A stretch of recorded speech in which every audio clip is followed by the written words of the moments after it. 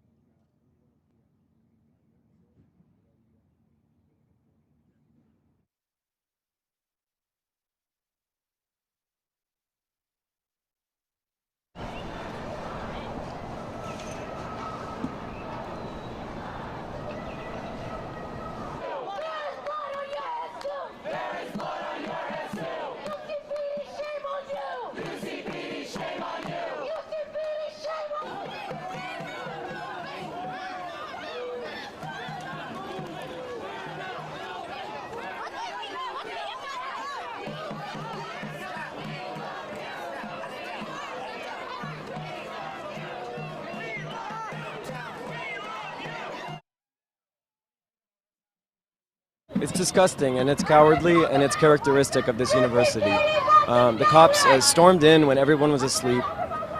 They violently tore apart the camp. They were throwing chairs, wood planks everywhere. One chair almost hit my girlfriend in the head, a metal chair. They had no regard whatsoever. All they were interested in doing was making sure that they could shut this movement down as fast as possible, because at the end of the day, they are just following orders like every other functionary and every other genocide by trying to suppress one of the only sources of hope that the people of Gaza have right now, which is a student movement across this country in the heart of U.S. empire saying we refuse to allow a genocide to be perpetrated on a ghetto of 2 million people, 1 million children with our tax dollars, with our tuition dollars, and we won't stand for it.